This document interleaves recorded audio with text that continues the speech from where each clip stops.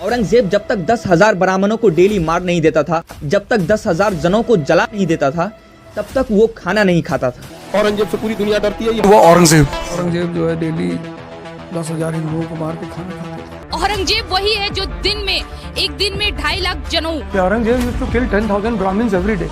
ये बकवास है, ये दुनिया का सबसे बड़ा झूठ है। तो औरंगजेब इस्लाम को बदनाम करने वाला शासक है। औरंगजेब बहुत ईमानदार आदमी था, वो बहुत मेहनत करने वाला इंसान था। Ladies and gentleman, I am presenting of Aurangzeb Alamgir. Aurangzeb Alamgir.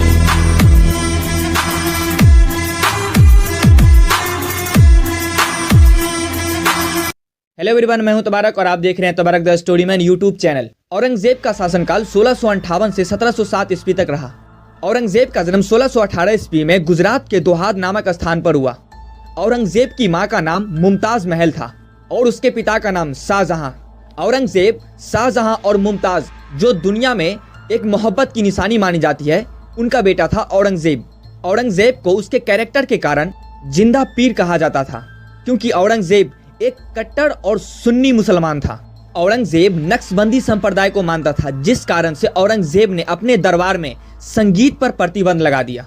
और औरंगजेब के दरबार में जितने भी संगीतकार थे, औरंगजेब ने सबको अपने दरबार से निकाल दिया।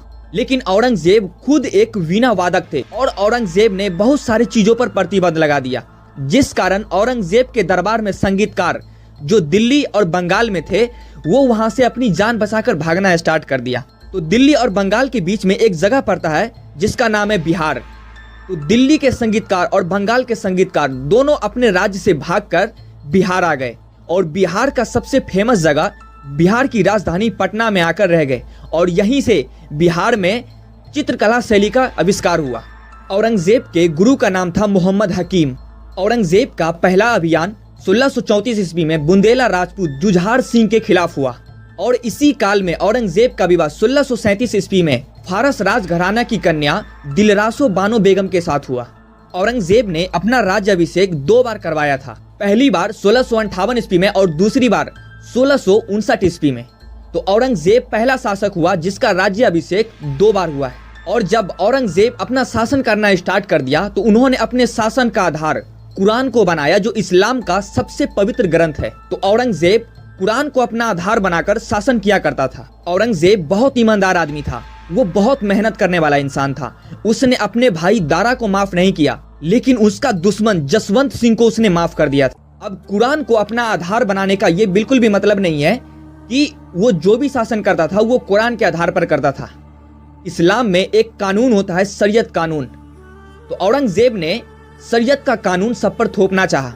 अब शरीयत के कानून का ये मतलब नहीं है कि वो जो कुछ भी कर रहा है वो हर चीज शरीयत के कानून में हो, ऐसा बिल्कुल भी नहीं है। उनका ये डिसीजन बिल्कुल गलत था कि उसने अपना शासन का आधार कुरान को बनाया। और औरंगजेब ने माथे पर टीका लगाने की प्रथा को समाप्त कर दिया। दूसरे नंबर पर औरंगजेब ने झरोखा दर्शन की प्रथा को समाप्त कर दिया। झरोखा दर्शन में ये होता था कि राजा अपनी बालकनी में आकर अपनी प्रजा से बात करता था, तो औरंगजेब ने इस प्रथा को समाप्त कर दिया। और तीसरा चीज, औरंगजेब ने तुलादान प्रथा को समाप्त कर दिया। तुलादान प्रथा में ये होता था कि एक तरफ तराजू पर राजा बैठता था और दूसरी तरफ उसके बराबर सोना तौला जाता था और जितना सोना होता था वो गरीबों में बांटा जाता था। तो ये प्रथा को अकबर ने शुरू किया था, जिसे औरंगजेब ने बंद कर दिया।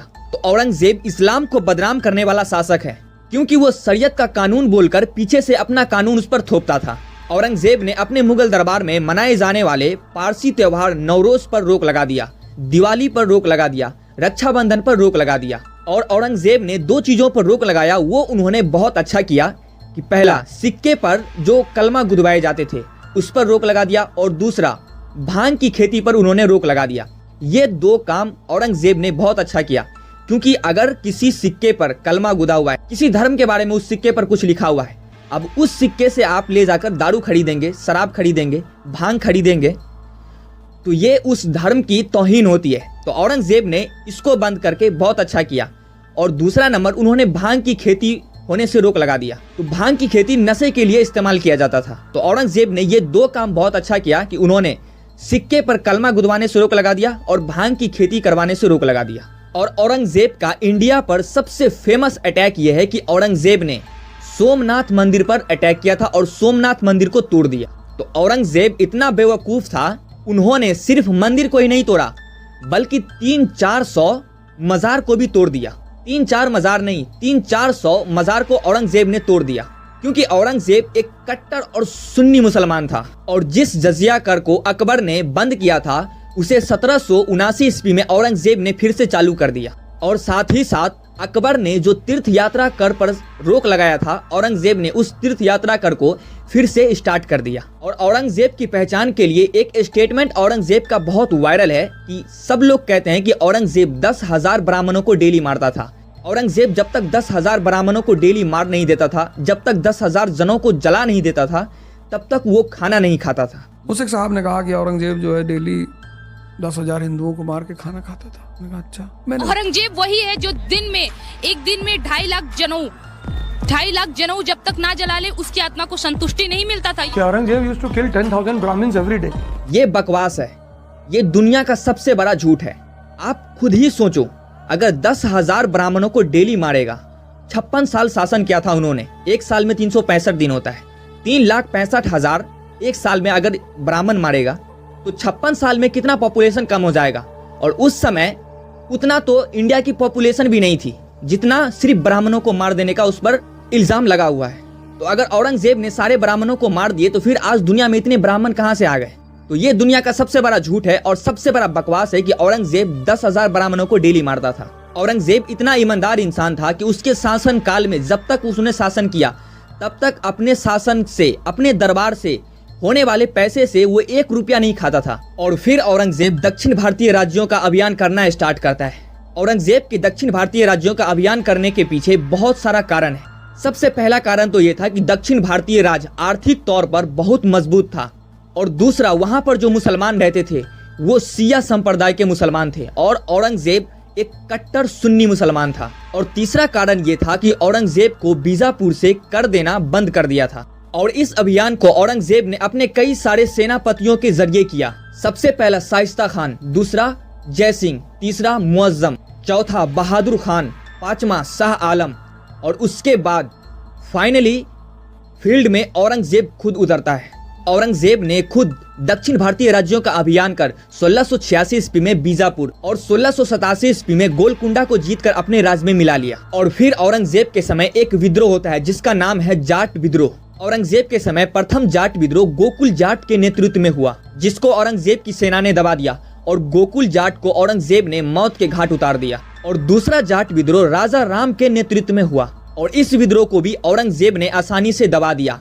और राजा राम वहां से भागकर अकबर के सिकंदरा स्थित मकबरा को ध्वस्त कर दिया और वहां से अकबर की हड्डी निकालकर उसको जला दिया। और अकबर का बेटा था जहांगीर, जहांगीर का बेटा था शाहजहां, शाहजहां का बेटा था औरंगजेब। उस हिसाब से अकबर औरंगजेब का परदादा लगता था। और राजा राम ने औरंगजेब के परदादा के हड्डी को कब्र से निकालकर जला दिया।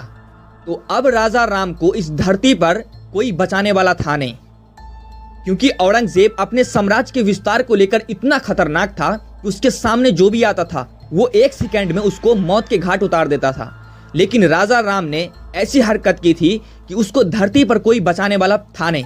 1761 ईस्वी में चंपत राय बुंदेला ने औरंगजेब पर आक्रमण किया, लेकिन औरंगजेब ने चंपत राय बुंदेला को बड़े ही आसानी से हरा दिया और उनके विद्रोह को दबा दिया। तो औरंगजेब का भूत उतारने वाला इकलौता राजा था छत्रपति शिवाजी महाराज, जिसने औरंगजेब का सारा भूत उतार दिया। और उसके पीछे एक रीजन है, छत्रपति शिवाजी महाराज औरंगजेब को क्यों शिकस्त दे दिया। उसके पीछे एक सबसे बड़ा रीजन ये है कि महाराष्ट्र चारों तरफ पहाड़ी इलाकों से घिरा हुआ है और जंगलों से घिरा हुआ है, तो इसलिए औरंगजेब की सेना छत्रपति शिवाजी महाराज की सेना से जीत नहीं पाई।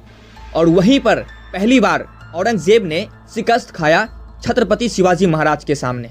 और यही गलती कर दिया था अमेरिका ने, तालिबान को मारने के लिए अपनी सेना को अफगानिस्तान में उतार दिया। और अफगानिस्तान भी चारों तरफ से पहाड़ और जंगलों से घिरा हुआ है। तो अमेरिका का भूत जिस तरह से अफगानिस्तान वालों ने उतार दिया था, तालिबान ने उतार दिया था, उसी तरह से औरंगजेब का सारा भूत छत्रपति शिवाजी महाराज ने उतार दिया।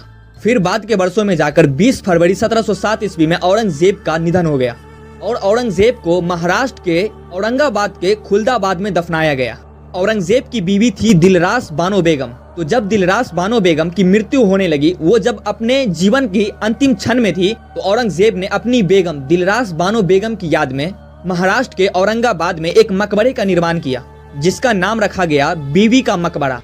औरंगजेब गद्दी पाने के लिए इतना लालची बन गया था कि उन्होंने अपने बाप शाहजहां को बंदी बना लिया था और बंदी बनाकर उसे एक किला में बंद कर दिया था। पता है, मुगलों की जब भी कहानी सुनता हूं ना तो बहुत प्राउड फील होता है। इसलिए नहीं कि वो मुसलमान है।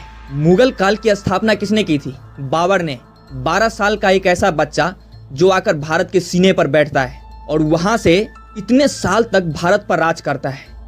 इतनी पावर, आखिर कुछ तो क्वालिटी रही होगी उसके अंदर, जो 12 साल का एक बच्चा आकर भारत की गद्दी पर बैठता है और पूरे भारत पर अपना कंट्रोल कर लेता है।